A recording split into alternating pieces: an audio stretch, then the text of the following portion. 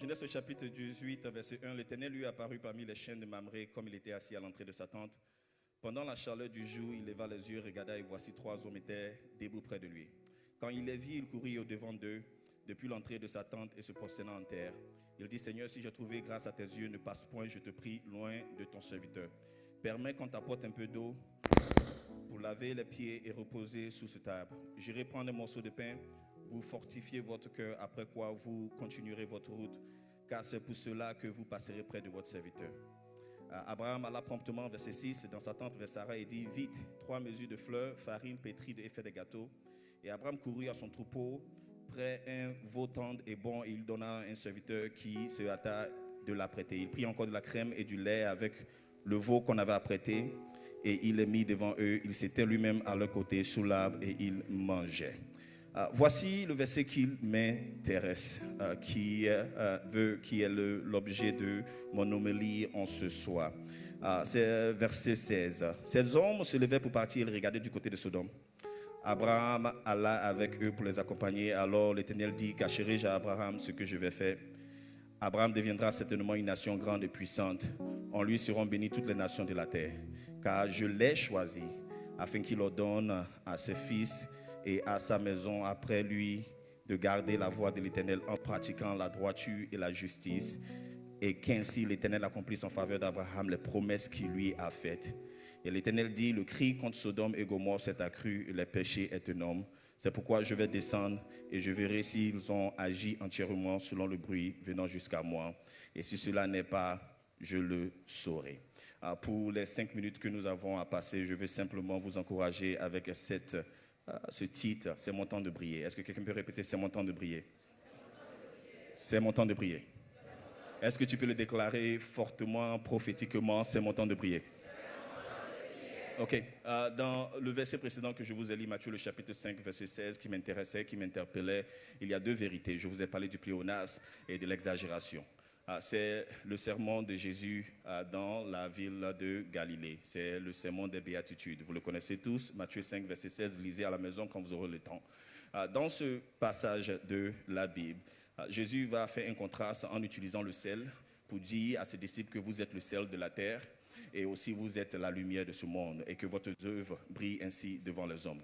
La différence est que si vous étudiez la ville de Galilée, vous allez comprendre que la ville de Galilée était une ville de ce que le patriarche hier a appelé les ramassés. Ce n'étaient pas des juifs qui étaient authentiques, c'était des juifs expatriés qui étaient revenus pour occuper la ville de Galilée. Où sont mes musiciens? Ok, Yannick, et qui sont revenus pour essayer de rebâtir la ville après avoir été assujetti par les Assyriens. Comprenez que le royaume d'Israël était divisé en 2, au nord l'Israël et au sud la tribu de Juda. Est-ce que vous me suivez? Je vais quelque part.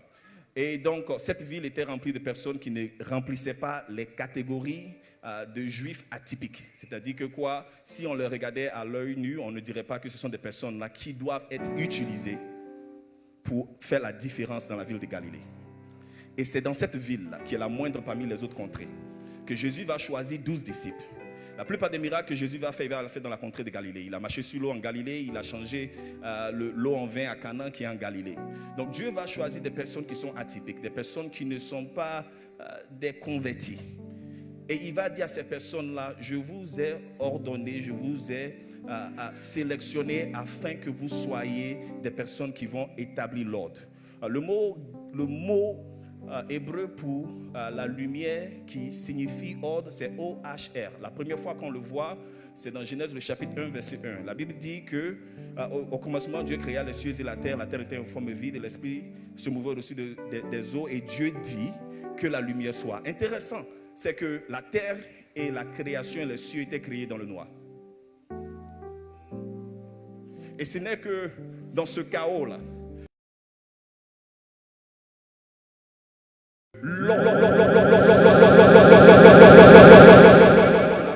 que Dieu utilise encore que les auteurs utilisent dans Matthieu chapitre 5, verset 16 pour dire ceci, qu'il y a quelque chose qui requiert un ordre, il y a quelque chose qui est déséquilibré, il y a quelque chose qui n'est pas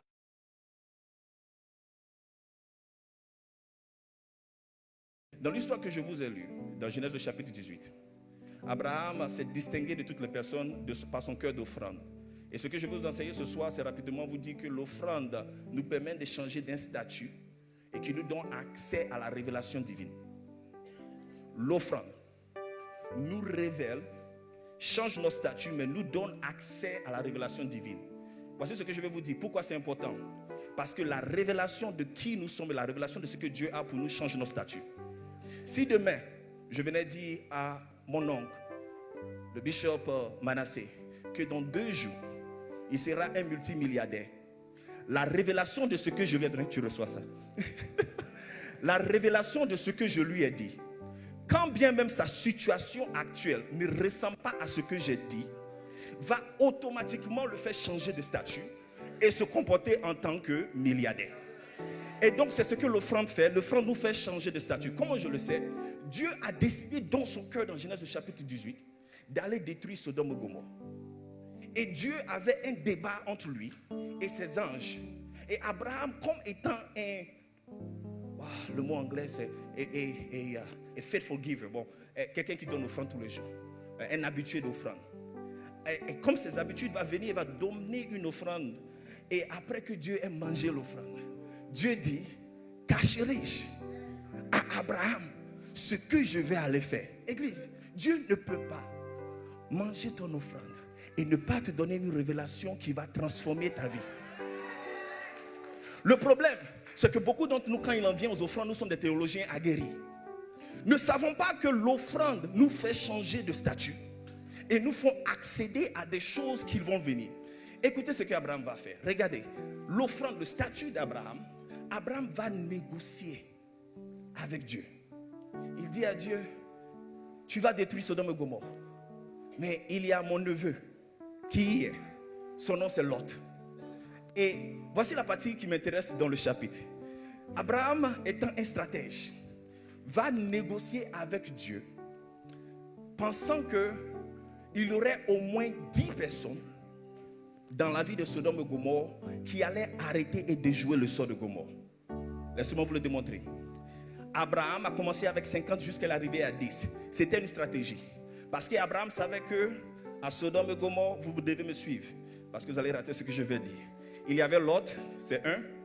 Sa femme, 2. Ses 2 filles, 4.